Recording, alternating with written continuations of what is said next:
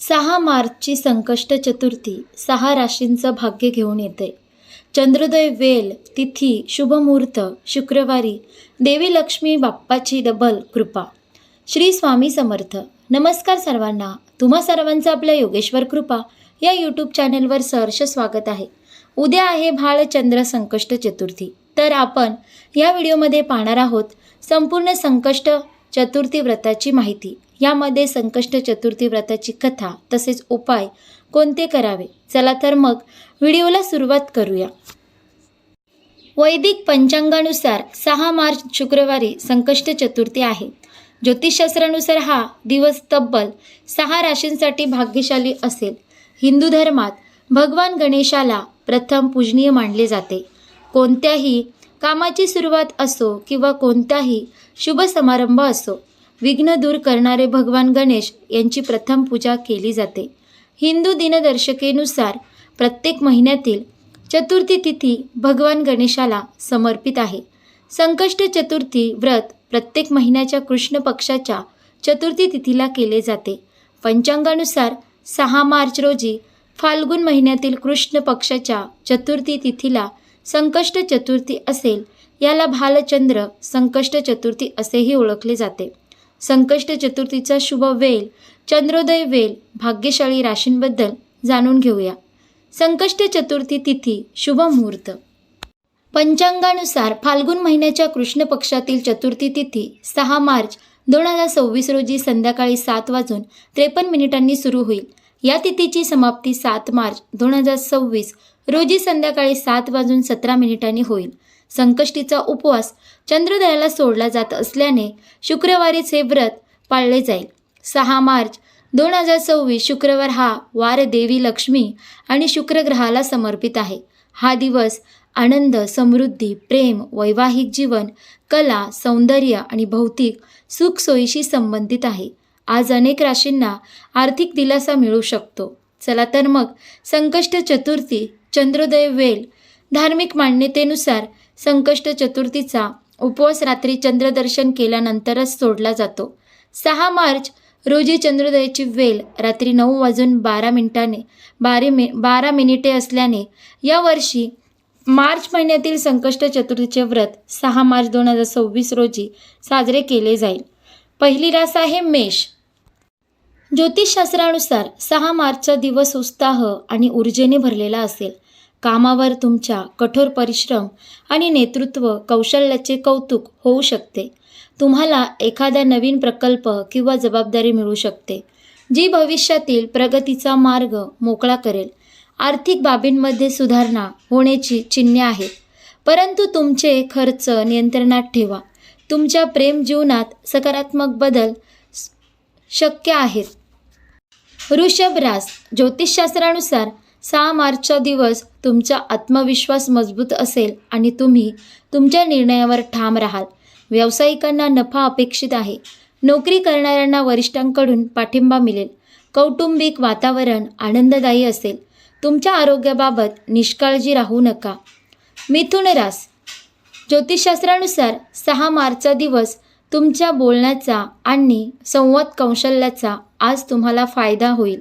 कामाच्या ठिकाणी नवीन संधी निर्माण होऊ शकतात. आर्थिक बाबींमध्ये हुशारीने गुंतवणूक करा.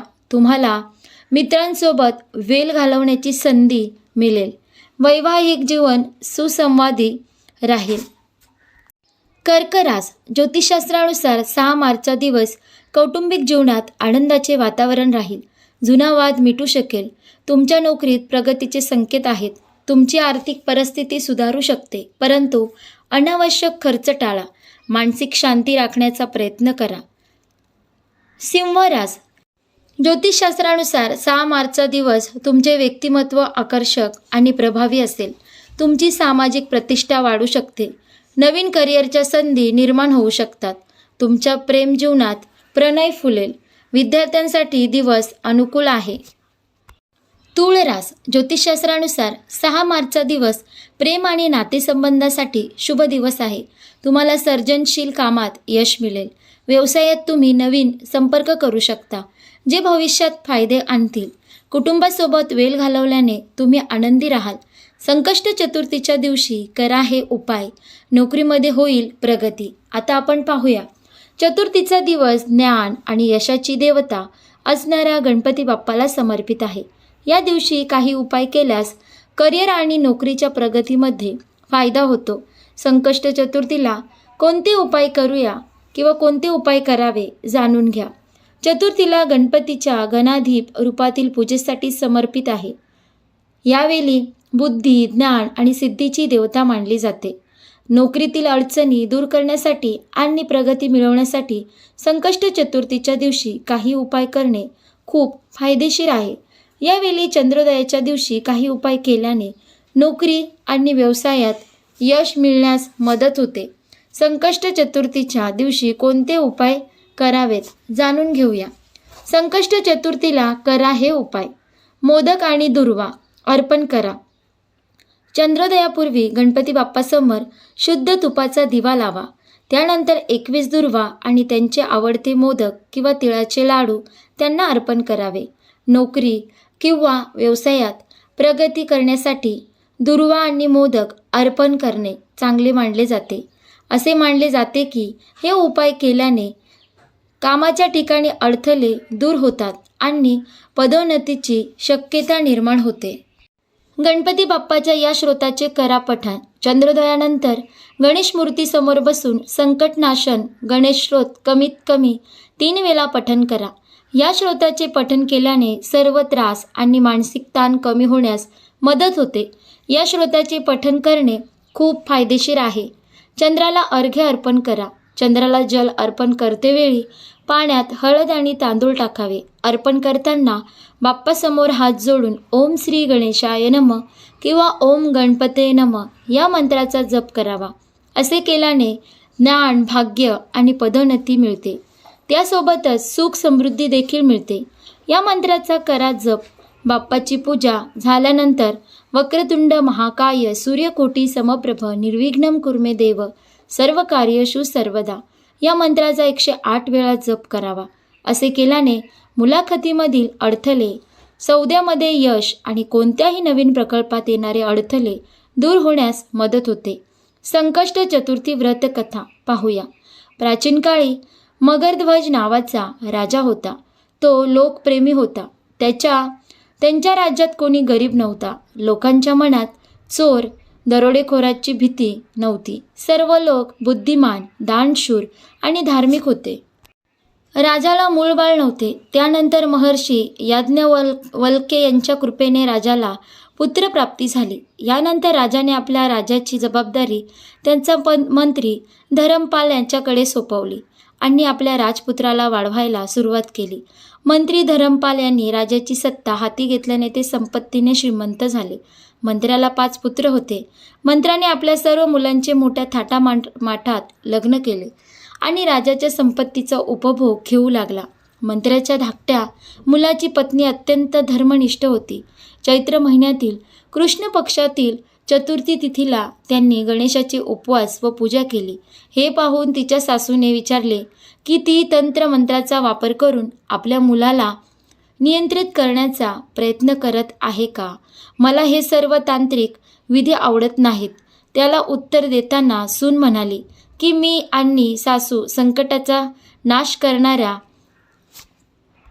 ती सासूला म्हणाली की संकटाचा नाश करणाऱ्या गणेशासाठी उपवास करत आहोत. हे व्रत अत्यंत फलदायी आहे. यावर त्याने मुलाला सांगितले की तुझ्या पत्नीला जादूटोण्याचे व्यसन लागले आहे. मी वारंवार विनंती करूनही ती मला मान्य नाही. तू मारून दुरुस्त कर. मी गणेशला ओळखत नाही. ते कोण आहेत आणि त्यांचा उपवास कसा आहे? आम्ही राजघराण्यातील आहोत. मग ते आमचे कोणते संकट नष्ट करतील? आईच्या सल्ल्यानुसार मुलाने पत्नीला खूप मारहाण केली. एवढ्या वेदना सहन करूनही त्यांनी उपवास करून गणेशाची प्रार्थना केली. ते म्हणाले, हे विश्वाच्या स्वामी, माझ्या सासू सासऱ्यांना काही त्रास द्या, म्हणजे त्यांच्या मनात तुझ्याविषयी भक्ती निर्माण होईल.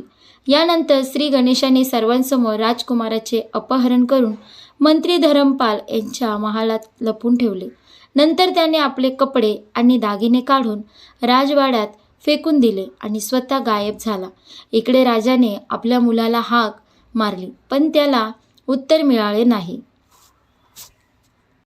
मग राजा मंत्र्यांच्या महालात गेला आणि आपला राजकुमार कोठे गेला असे विचारले. राजाचे म्हणणे ऐकून मंत्र्याने उत्तर दिले, राजा, तुझा मुलगा कुठे गेला आहे हे मला माहीत नाही. आता मी गाव, शहर, बागा इत्यादी सर्व ठिकाणी त्याचा शोध घेतो. बराच वेळ होऊनही राजकुमार सापडला नाही. तेव्हा राजाने मंत्री धर्मपालला सांगितले की राजकुमार कुठे आहे ते सांग, नाहीतर मी त्याला मारून टाकेन. तिचे कपडे आणि दागिने राजवाड्यात दिसतात. पण एवढेच नाही, त्यावर मंत्री डोके टेकून म्हणाले, राजन, मी शोधून काढतो. यानंतर धर्मपाल राजवाड्यात आला आणि त्याने पत्नी सुना आणि सुनांना राजकुमाराबद्दल विचारले. सासऱ्याचे म्हणणे ऐकून लहान सून म्हणाली की श्री गणेश तुझ्यावर कोपला आहे, म्हणून श्री गणेशाचे संकट दूर करणारे चतुर्थीचे व्रत पाळावे. सुनेने पूजेची आणि व्रताची पद्धतही सांगितली. यानंतर सर्वांनी गणेश चतुर्थीचे व्रत सुरू केले. यावर भगवान गणेश प्रसन्न झाले आणि त्यांनी स्वतःला राजकुमाराला प्रकट केले. अशा प्रकारे आपण ह्या व्हिडिओमध्ये पाहिलंच की उद्या आहे संकष्ट चतुर्थी आणि या 6 राशींचं भाग्य उजळणार आहे.